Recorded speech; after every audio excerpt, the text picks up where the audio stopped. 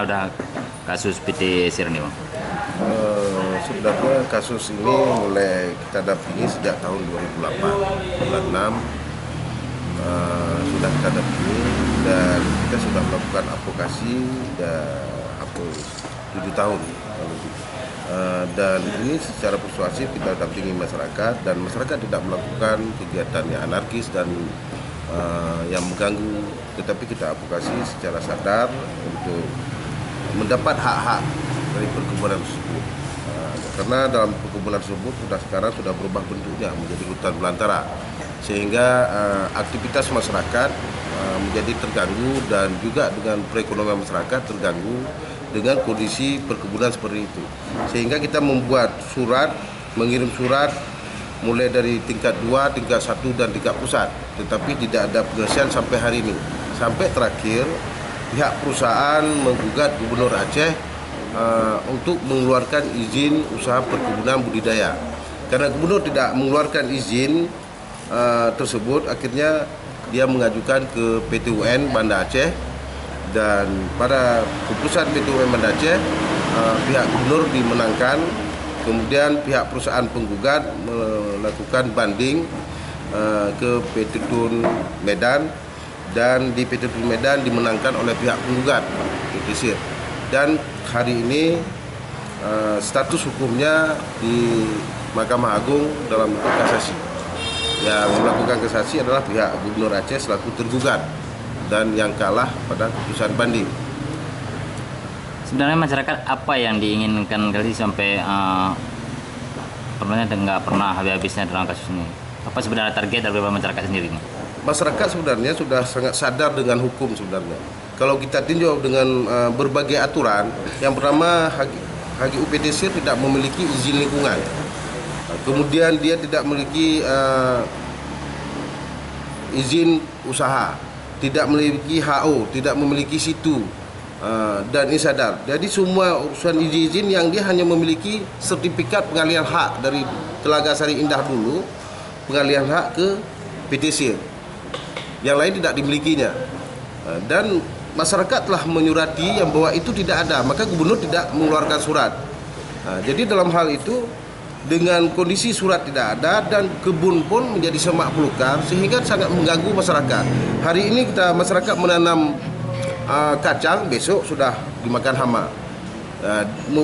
Pelihara ternak pun akhirnya ya tidak bisa juga karena banyak hama dalam lingkungan itu. Jadi begitu juga dengan sawah masyarakat, airnya yang terkurung, sehingga ya masyarakat tidak bisa maksimal dalam bercocok dalam padi. Sampai berlarut kasus ini kira-kira apa nih, karena ada indikasi korupsi atau penyalahgunaan jabatan seseorang sampai nggak kelar-kelar kasusnya? Ya, kita menduga kuat yang bahwa ada indikasi permainan uang dalam hal baik dalam keputusan Banda Aceh maupun dalam keputusan Medan. Di keputusan Medan sangat janggal kita lihat tentang kuasa hukum tergugat. Majelis Hakim sangat membela terhadap kuasa hukum penggugat. Sebab kalau menurut analisa kami ada sumpah, berita acara sumpah kuasa hukum penggugat itu pada tahun 1993. Kalau kita prediksikan dengan umur kuasa hukumnya, pada tahun 93 kita prediksikan itu dia masih sekolah SMP. Jadi kapan dapat sumpah dari pengadilan? Berarti kan belum jadi pengacara. Dia baru masuk kuliah aja sekitar tahun 2000-an. Jadi kan belum selesai kuliah. Dan ini salah satu indikasinya. Kemudian pihak Majelis Hakim Medan itu membuat seolah-olah yang dimohon oleh perusahaan itu penggugat adalah perpanjangan izin. Padahal bukan perpanjangan izin, yang dimohon penggugat adalah izin usaha perkebunan budidaya. Dan mereka belum pernah punya izin sampai hari ini. Bukan perpanjangan izin. Kalau perpanjangan izin berarti selama ini sudah ada izin. Ini tidak ada izin.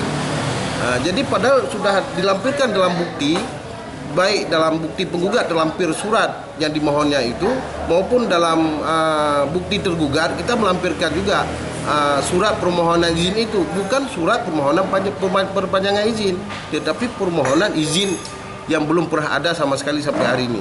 Dan itu diputar balik oleh Majelis Hakim nampaknya. Jadi kan jelas ada indikasi ini, ada indikasi KKN Maka kita harapkan masyarakat hari ini berkumpul dan mengadakan konferensi pers.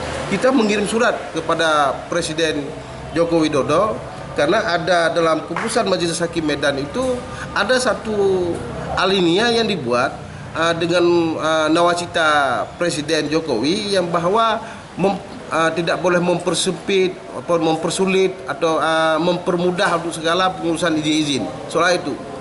Jadi seolah-olah Gubernur Aceh ini menahan izin, padahal bukan menahan izin, syaratnya yang belum cukup. Kalau syaratnya cukup boleh. Bukan dikatakan oleh Presiden Jokowi itu semua izin harus diberikan semua. Bukan berarti menghalalkan segala cara untuk dapat izin. Karena untuk izin usaha perkebunan yang sangat wajib itu situ. Ya situ dia sendiri mati. Kemudian sangat wajib duluan harus diurus adalah AMDAL. AMDAL dia belum punya. Jadi bukan nawacita Presiden itu harus kita halalkan segala cara, enggak. Maka kita ada indikasi itu kita surati Presiden sendiri, kita surati Mahkamah Agung, kita surati Komisi Yudisial, DPR, KPK, Kapolri untuk mengusut ini dan termasuk juga mengusut pengacara ini yang terindikasi kuat, dia ini pengacara gadungan ini. Nah, sehingga banyak orang nanti akan dirugikan. Hanya buat palang nama dia jadi pengacara bisa aja merugikan pihak lain nanti. Ini kita harap ditertib. Sebab yang bawa uang palsu ditangkap, yang bawa ijazah palsu ditangkap. Ini yang bawa kartu pengacara palsu pun harus ditangkap juga sebenarnya. Karena tadi di perusahaan ini menindaklanjut daripada surat masyarakat ini. Oke, dalam perusahaan ini juga karena banyaknya PNS yang bekerja di perusahaan di sini. Apa benar? Ya, komisarisnya sendiri itu adalah PNS dan selama ini udah malas bertugas karena dia komisaris di HGU dan termasuk direktur utamanya adalah PNS juga, seharusnya bertugas di rumah sakit.